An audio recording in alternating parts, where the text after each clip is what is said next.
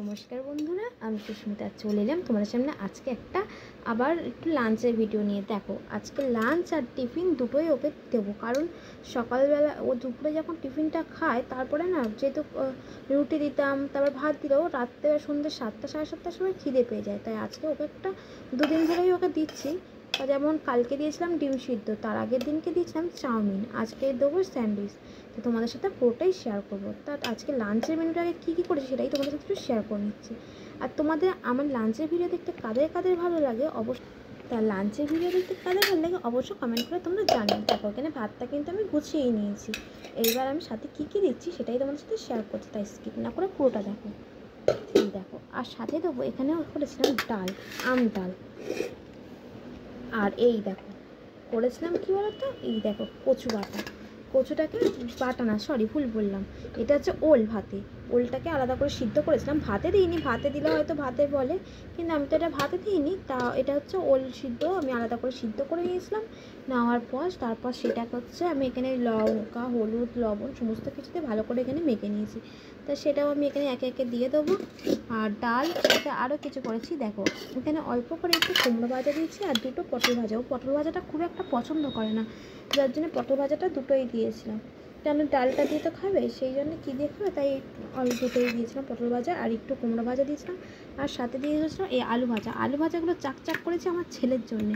ছেলে বলেছে মা চাক করো, তো কী করবো, আলাদা আলাদা করে করবো। আর সকালবেলা তো ভীষণ যেন তাড়ার টাইম, ছেলেকে স্কুলে দিয়ে আসা, তারপর সকালে টিফিন বানানো, এখন আবার যেহেতু দুরকম টিফিন বানানো হচ্ছে, তার জন্য একটু সময়টা লাগছে, তাই একটু সকালবেলা উঠতে হচ্ছে আর টিফিনটা রেডি করে দিচ্ছি। জানো, তোমাদের সাথে একটা শেয়ার করি কথা, মানুষ যে কত রকমের হয় সেটা জানো তো, মানে না দেখলে মানুষ হয়তো বিশ্বাসই করা যায় না। তা আমি প্রতি মুহূর্ত দেখি আর ভাবি মানুষ কী করে মানুষের প্রতি এত মানে হিংসা, মানুষের প্রতি করে, সেটাই আমি দেখি। তাও কি নিজের মানে কিছু মানুষ আছে যে ভাবে যে মানে ছেলেকে বিয়ে দিয়ে দেবো, ব্যাস ঠিক আছে হয়ে যাবে, ভাবে মনে হয় যে তারপরে মানে ওই মানে ছেলেটা বিয়ে দিতে মানে লোক সমাজে একটা ছেলেকে বিয়ে দেওয়ার দায়িত্ব, তাই হয়তো দেয়।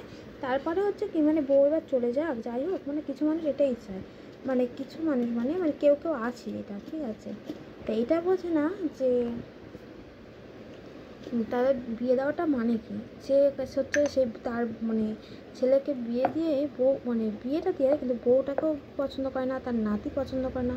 এমন ধরনের মানুষও আছে, মানে মনে করে যে তারা হচ্ছে বাইরের লোক, এইরকম ধরনের, তাদের প্রতি হিংসা। তার এইটা বোঝে না তাদের সাথে হিংসা করতে করতে সে কিন্তু তার নিজের ছেলের প্রতিও হিংসাটাই করছে, ঠিক আছে। বোঝে সবই, যে বোঝে কিছু মানুষ একটু বদমাশি এগুলো আর কিছু নেই। তো তোমাদের সাথে একটু ছোট্ট করে একটু শেয়ার করলাম মাঝে মাঝে। এর আগেও একদিন একটা ভিডিওতে বলেছিলাম, তোমাদের আজকেও একটা ভিডিও শেয়ার করলে ছোট্ট করে একটা বললাম। তা আমাদের লাঞ্চ বক্সটা কেমন হচ্ছে একটু কমেন্ট করে জানিয়ে দাও তো। আর টিফিনটা তোমার সাথে শেয়ার করছি। তা ফাইনাল লাঞ্চটা দেখো, ছিল ভাত, এখানে ছিল আলু ভাজা, কুমড়ো ভাজা, পটল ভাজা, ওল সিদ্ধ, আর ছিল এইটা হচ্ছে আম ডাল। তো এইটা হচ্ছে লাঞ্চটা। তা কেমন হয়েছে লাঞ্চটা একটু কমেন্ট করে তোমরা ঝটপট জানিয়ে দাও তো বন্ধুরা।